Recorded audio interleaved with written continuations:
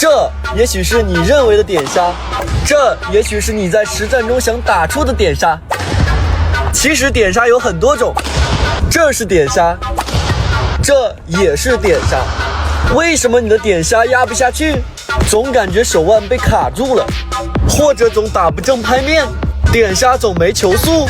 超詳細點殺教學，一個視頻從握拍開始，讓你快速上手致命點殺。Let's go！ 一鍵3連。點殺的奧秘是先学会正確的立腕。首先，我們都知道，擊球時為了讓球拍從後向前的揮力更大，球拍擊球時越接近數值越好。我們還知道，只有將身體力量傳導至手掌並集中發出，才能打出球速，則擊球瞬間拍感幾乎與小臂一條直線，才能使胳膊前揮的力線與球拍前揮保持一致。所以握拍時手腕狀態必須要滿足這個。當我們執着小臂張開手掌，假如以食指的方向放置球拍，球拍可完美與小臂保持一條力線。但當我們揮拍時，食指並不能始終發上力，而且會離開拍柄。此時雖力線一致，但無法在小臂前揮中完成身體到手掌的力傳導，因為小臂前揮時拍面側棱超前，這裡需要先通過內旋小臂讓拍面轉正後再擊球。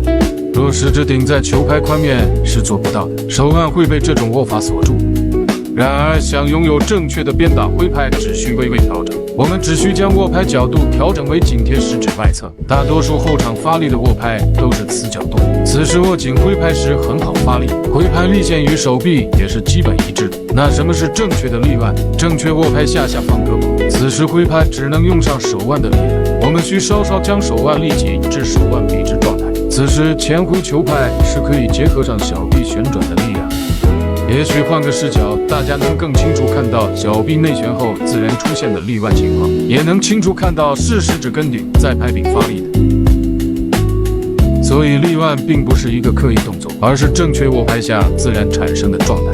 大多數點殺錯誤都是刻意立腕或猛擊手腕導致。雖然擊球時是微微立腕狀態，但發力的關鍵在於擊球瞬間的爆發。如果在架拍時就提前立腕，會導致手腕提前繃緊，無法出現正常引拍。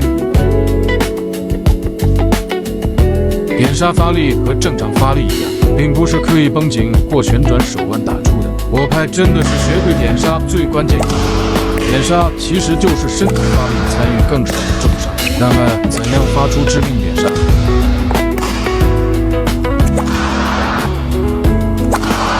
重殺是通過重心轉換拉開核心，從而出現的引拍帶動手臂揮出。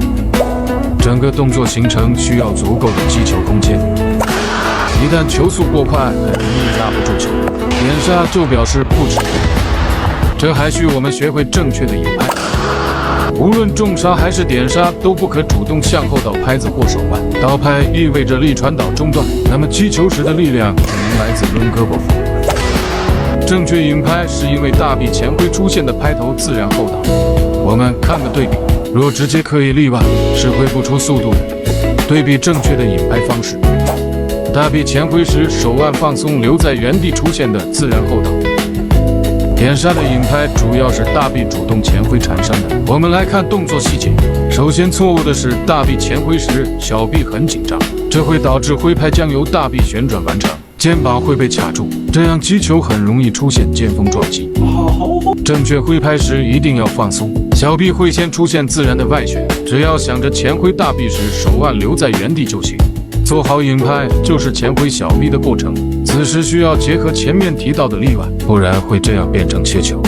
當握拍正確時，小臂前揮是拍棱朝前，揮正拍面需要內旋小臂，若手腕始終與小臂同步，則會變成切球。這就需要我們在小臂即將前揮完成時做好立腕。拆開做就是這個動作。我們要確保立腕後球拍前揮方向與小臂保持一致，這是正確的，這是錯誤的。錯誤的主要依靠小臂旋轉擊球，正確的是在放鬆狀態下的鞭打，可將小臂力量集中在手腕發出。大家也可以先前伸手臂找到正確的位置。我们回到點殺，小臂前揮時若手腕緊張則會切球，唯有在小臂前揮時完成立腕，才能出現正確的鞭打。對於點殺來說，大臂前揮的進程越多，它比前揮越少，則速度越快。最後一步的擊球動作需要結合正確的手指發力動作，主頁有詳細教學。